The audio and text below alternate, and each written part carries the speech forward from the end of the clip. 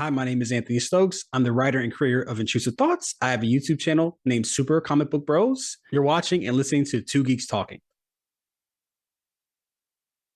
Good morning, afternoon, evening, everyone. Two Geeks Talking is an entertainment industry interview show where we interview the creative people from the comic, film, TV, movie, and video game industries. Of course, I'm your host, Kurt Sasso. We are joined today by a very talented and creative person. He's been on the show before talking about an amazing series called Decay. You have to watch that interview because it was an amazing experience. And we are joined by a talented creator who not only has a new YouTube channel, which you should also subscribe to, as well as a brand new Kickstarter campaign with an incredible comic that I just happened to have read now called Intrusive Thoughts. Joined today by the marketing genius and the ever-talented Anthony Stokes. How are you doing today?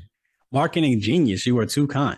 Well, hey, I'm going to pick your brain about the marketing side of things because, hey, we always need to know how to market in this day and age. But how you been, man? I've been I'm tired. I'm exhausted, frankly. This campaign, I'm taking a not insignificant break. But, everything's going good, man. I feel like, you never know till you hit launch, but I feel like I've made a lot of strides in my career, which is a good feeling. For those that don't know anything about yourself as a creative person, tell us who you are and what you're bringing to Two Geeks Talking.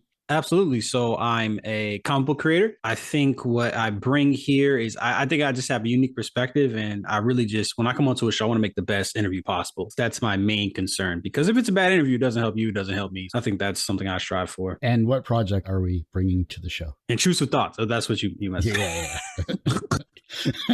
Intrusive Thoughts issue 1. And it's about, I'm bad at it, marketing genius over here. It is a supernatural mystery thriller. It is about a teenager. He's adopted. He's an orphan, and he has night terrors, sleep paralysis. He's in a really bad place, and then his sleep paralysis demon bites one of his classmates. So it's like a mystery essentially. And way better than Velma, I'm sure. Yeah. Oh, you saw that video? Yeah, I did. Yeah.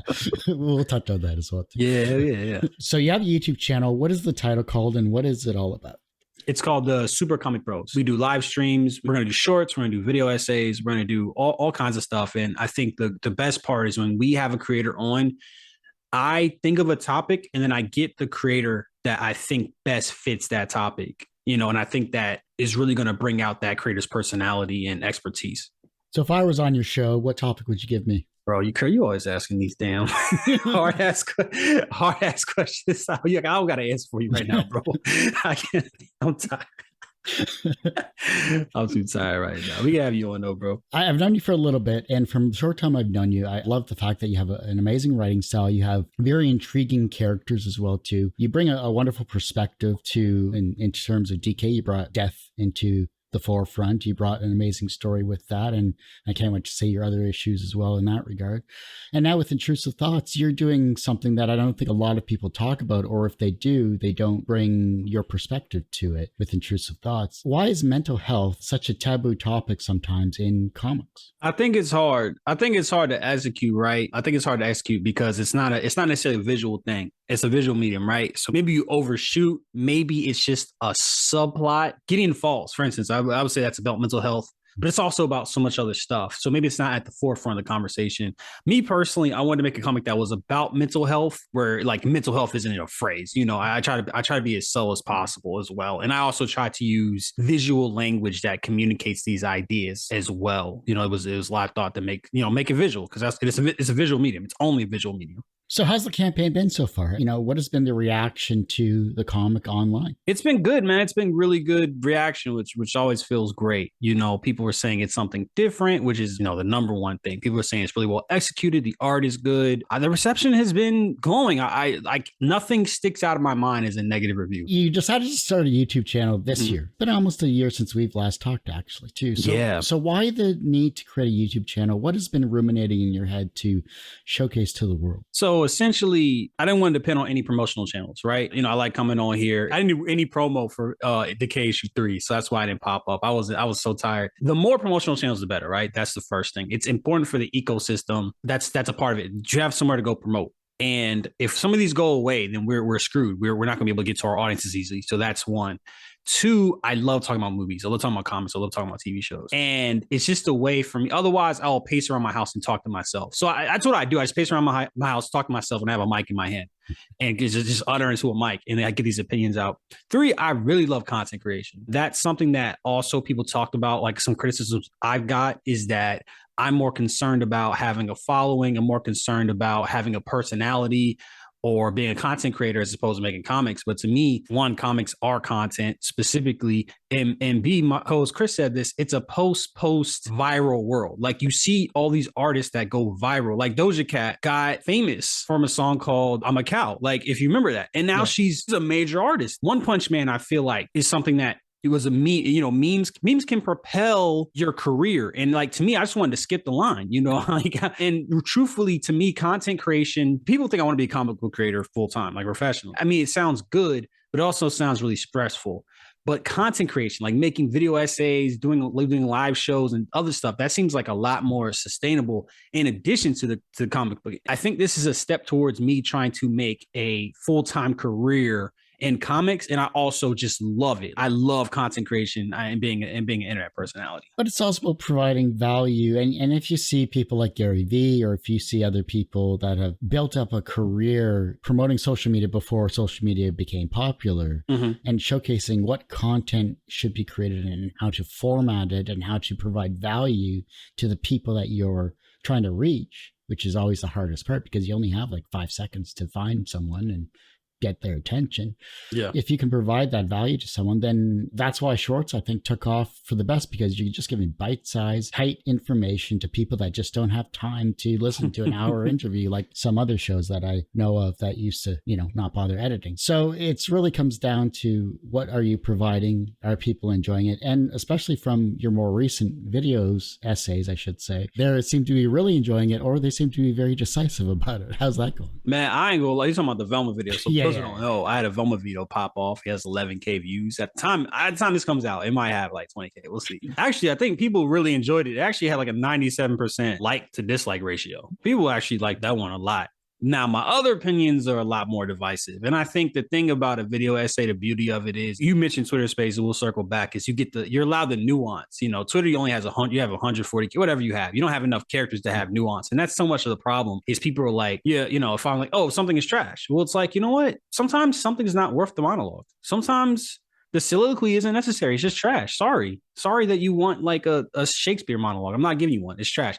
But what I like about the video essays is that you can really build your point and weave a narrative throughout a video essay. I don't think it was divisive. I think people actually understood where I was coming from. If you disagreed, I think I made some good points. Doing something that you're passionate about, putting something together and showcasing it to the world, because something will hit and you never know what will actually hit. When it comes to conversations, amazing to see that the spaces that are currently available on the Bird Network there are a really interesting way to reach an amazing amount of audience and in real time. I may try a Twitter space in the future, but I'm enjoying popping into yours on occasion because you have some interesting conversations, to say the least. Like, to me, I watch a lot of sports. So something that's a big thing is competitive advantage. Like, what are the little things you can do to get above the competition? And for me, hopping into Twitter space and getting better at comics, I would say, and you read Decay to Intrusive Thoughts, so I'll ask you later.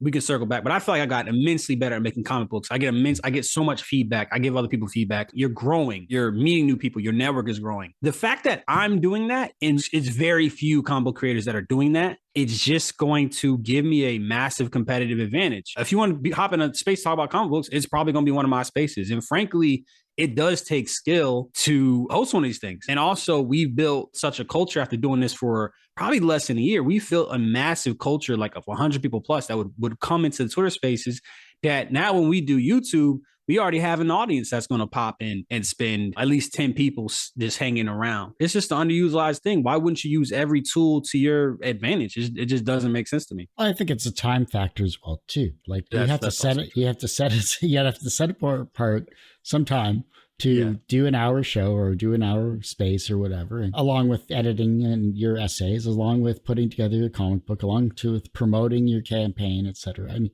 do you sleep? Not well, but I got melatonin now, and so I'm doing a lot better. Well, first off, no wife and kids, that helps, that helps. For me, it's just, I always want to feel like I'm working on comics. I always want to feel like I'm working towards getting better and becoming a better creator.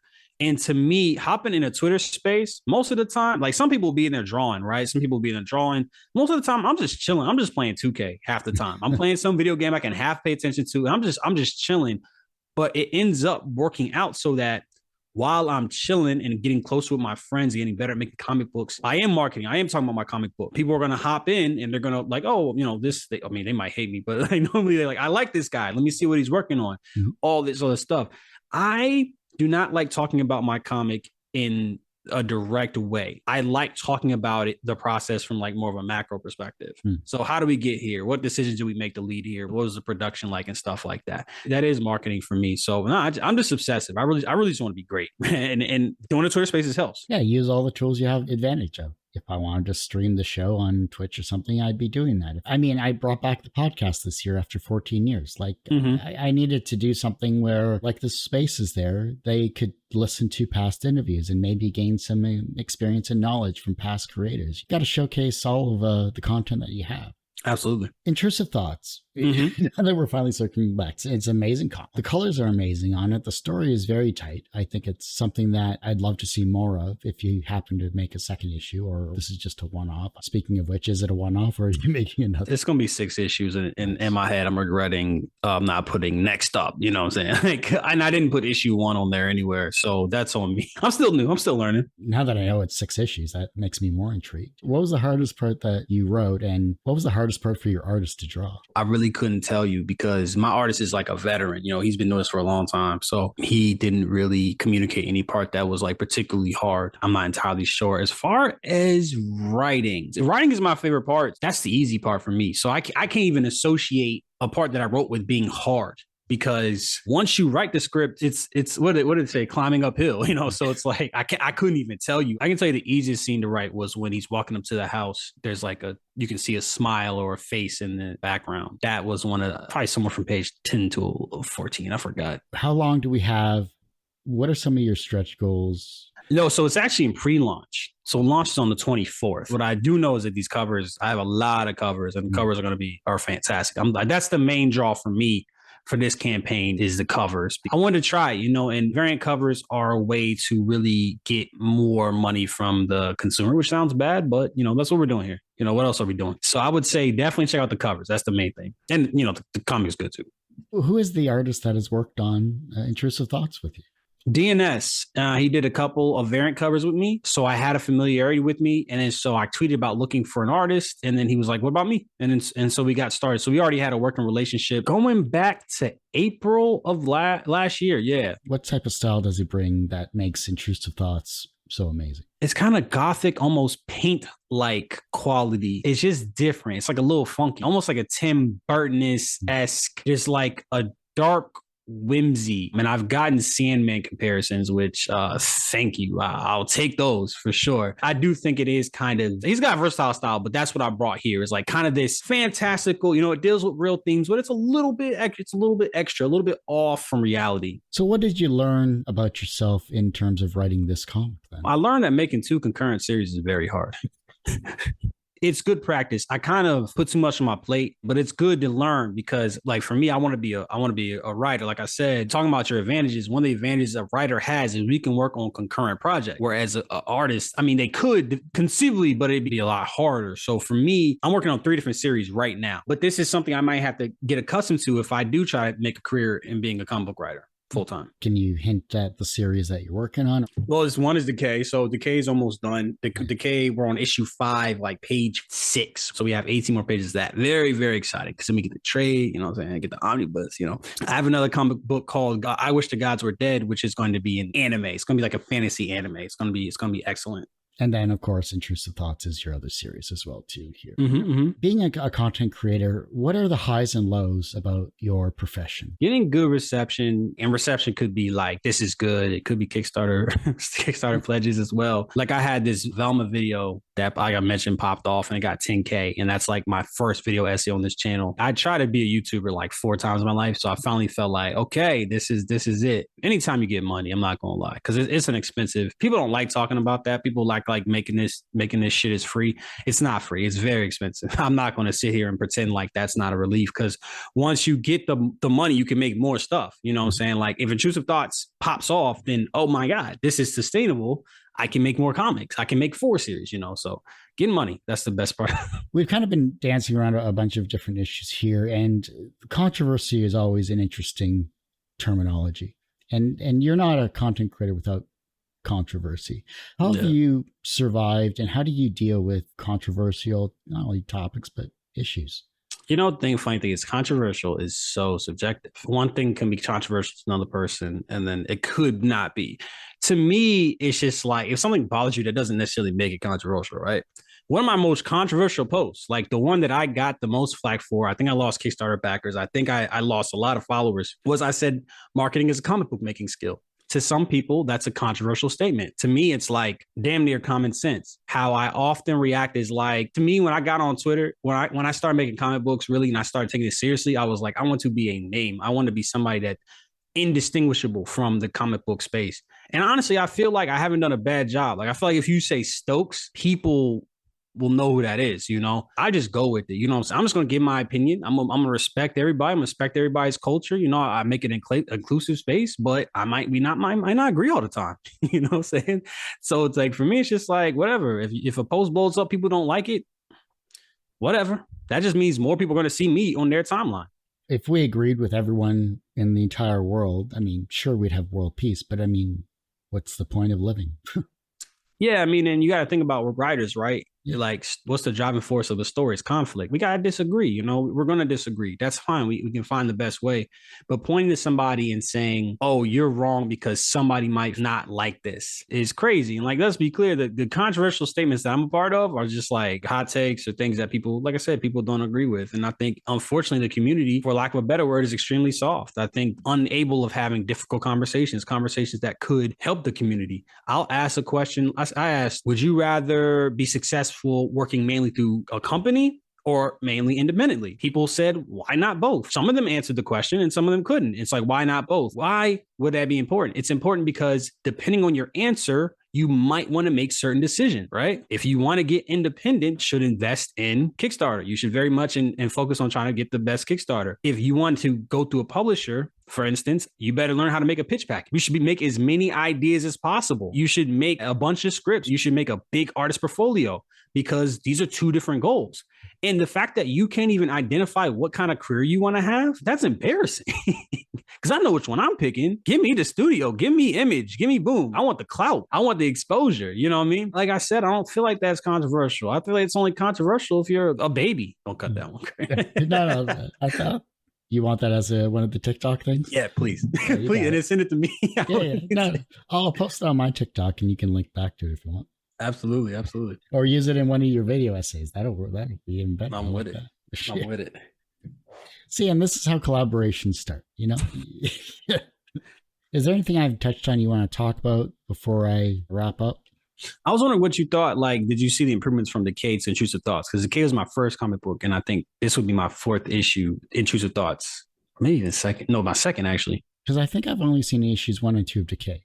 Mm-hmm. Okay, just so I'm clear on your progression. I think your writing, and this is one of the main things I've noticed, is your writing is a lot tighter. Mm-hmm. Like your flow is a lot better in Intrusive Thoughts than I think DK1 for sure. I know for sure. There's a good transition between those 2 points. I think the visual storytelling you're going for, and it does help with your artist as well too, but your visual storytelling in Intrusive Thoughts is way better than what you put together with Decay 2, because I was seeing a progression in Decay 2, but like I said, if I see Decay 3, I'm sure I could see an improvement. You're improving is what I'm trying to say. You're continuously improving. So it's not like you're regressing or you're falling back on old habits or old verbiage or anything like that. So I think you're doing great that way. I think these spaces and your channel are helping you even more, because now you're finding your voice. And I think that's something that you're getting to in DK1, mm-hmm. but you're solidifying yourself now. And that's the main thing. Like, I didn't find my voice in this show for 5 years. Yeah. I didn't know myself enough to really put myself out there more so. You ever find or ever listen to any of the old stuff in 2008? I was severely introverted. Yeah. I mean, I still am, but I hide it very well. Yeah, right. So keep doing what you're doing. Your voice will only get stronger as you improve yourself. And this isn't even in regards to being a success or not. Once you find your voice, once you find and make your own platform as you are, you can only get better and stronger and faster and whatever that other Daft Punk song is. Now you got to listen to it. Better, I think you missed better, stronger, faster.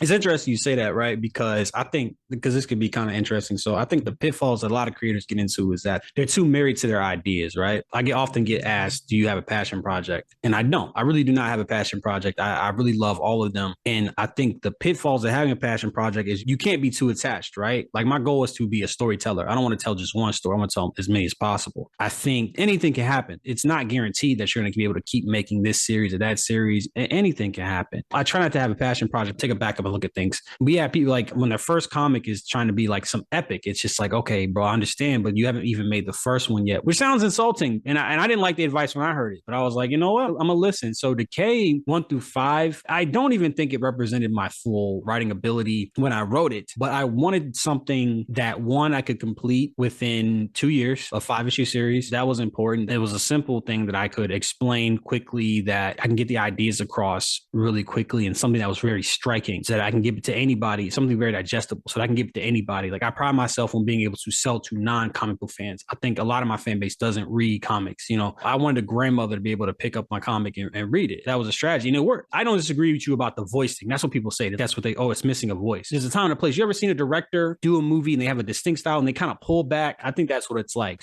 Thank you. Intrusive Thoughts is more of like a heavy shift in the kind of the stuff that I'll be doing going forward. I think you're right. But that's fine though. I mean, it shows progression as a writer. If you look at Neil Gaiman's work, he doesn't stick to the same thing. He has his style. You know his style of writing. You know his style of creating. Same with any other writer. You know their voice. You know their work. They will fall on habits of old that have either worked for them or that they really enjoy. You know, different verbiage or different pauses or different ways they've created characters or bringing characters into a scene. They have their own style. You see that in film too. If you look at Christopher Nolan's work from the Batman, but if you go back to his very first film, Memento, and you see, say, Interstellar, you see his ability to work with time and to work with character storylines with time factors in there as well too. While he's known for Batman, his real work is in how he interacts characters and their disassociation with time. So especially with Intrusive Thoughts, when you have your character dealing with the struggles that he's dealing with and how his manifestations are now becoming physical, that's something that is, like you said, is very hard to tell visual, but you're doing it. And I can't wait to see what you come up with next. Because you read 2 of my series now. So I would say Nolan is really good with like plot structure and cinematic moments. What would you say my strengths are then, since you read both? I think the way you care about your character, that's the main thing. That's the one thing I really noticed between DK and even with Intrusive Thoughts. While this character is struggling, you still care enough to showcase these struggles in the light that you shine on. So I think, and I noticed this more so in DK, a lot of people, when they do talking heads or when they have character interactions, it's very, this is a woman's point of view, this is a man's point of view. They don't go into the underlying effects of what their lives have been like. You did that well with DK. And I noticed it more so in issue 2. And I do want to read issues 3 through 5, by the way, whenever you get to those. So three is out. Okay, then there you go. I'll have to pick it up. So I like seeing progression of character development, and that's what you're doing. If you can get me in the first 2 pages with character interaction, that makes you care about your main character, not just because he or she is the main character. You have me hooked for a series. I don't care if it goes downhill or whatever. You still have me hooked because I want to see your final goal. So keep your character development going the way you're doing. Yeah. And I think don't be afraid to do more cliffhangers, because I think that is something that is needed in a lot more writing these days. People are just very cookie cutter. Here's the start point. Here's the end point. And I'm going to make it up as I go along. But I want to see more distinction between why a choice is made and what are those consequences in a character. Why did they choose to do what they did? But they also had a choice to do something else. If you can split or show a split, different paths of a character in talking, then great. Yeah, no, you're right. So I like to do bare bones. I like to do like minimalistic stuff. And what that does is it makes you very efficient, right? So you have 2 characters talking, and I try to inject as much character as possible into these moments. For instance, you ingest in Decay, she's a mortician. It looks like somebody's putting on their makeup, but it looks like she's like, hey, we got to get get the eyes, get the mouth, And then it reveals that she's talking to a corpse. I think that speaks a lot. That tells you about her job. It tells you that she's kind of morbid, but she's also like a really compassionate person. Like, I think that moment that lasted like 2 pages, for instance, tells a lot. So I would agree. I would agree character building is a strength as well. You're just starting your career too. That's the other thing. Like there's so much more stories that you are going to create. And when you get to those stories, when you get to tell those stories and it resonates with people, no matter their backgrounds or no matter what your themes are, as long as it reaches them in some way, shape, or form, you've succeeded as a writer. For those that are starting an epic as their first story, cool. But you didn't get to this point without learning from past mistakes and past experiences, which makes you evolve not only as a writer, but as a person in whatever entertainment field you happen to be in. As a content creator, as a YouTuber that are bringing up comic essays or entertainment essays, you're showcasing your passion for what you do. You said you like film. You said you like comic. Those are two very thick fields of content currently. But if you can make your voice different from those that are out there, if you can provide a point of view that is not anywhere else, then you've succeeded, even if your video hits 10,000 views or if it hits 5 views. You've done something right. I'm like, it's a big drop off. It's a big chop off. No, 100%. That's a great point. That's an amazing point. See, people say be undeniable, but also be like irreplaceable. When somebody comes to you, to something that it can only get from you, because then you'll have customers for life. That's brilliantly put. We're kind of wrapping up here, so I do appreciate you coming on the show, Anthony. Coffee, apparently I didn't turn on my coffee pot, so I just have a cold coffee right now, which really sucks. But it's a good coffee. Don't get me wrong, but it's like a cold press. Yeah, it's like, God damn it. Anyhow, so we touched on your comics, we touched on your Kickstarter, touched on your artists, touched on your YouTube channel. Spaces, controversy. I was curious your thoughts on that too, so that works out. I didn't want to name anything or anything like that. So you could have. What were you thinking? Okay, all right, yeah, we could have. I could have, but honestly, it's like that. I think just the word controversy in itself will just be perfect for short video clips and all that. Okay, yeah. What else? Anything else you want to talk about, or else I can just wrap this up because you've already answered my 4 questions, so it's not really. Yeah, I think we can wrap, man. I think this is a really good tight 40. All right, sweet, love it. Well, Anthony, I do hate to say it, but that ends this particular episode of Two Geeks Talking. I want to thank you so much for coming on the show. Absolutely, thank you so much for having me. It's always a good time.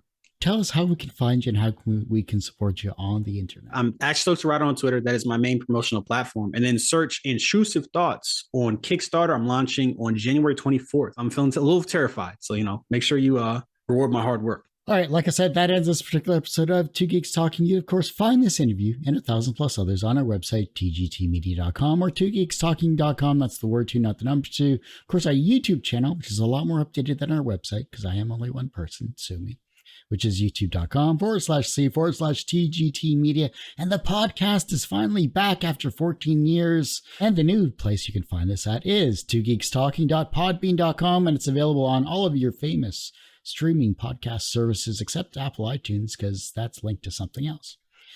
And as I say every week, everyone has a story to tell. It's up to me to help bring that out. Thanks for listening and watching on Two Geeks Talking.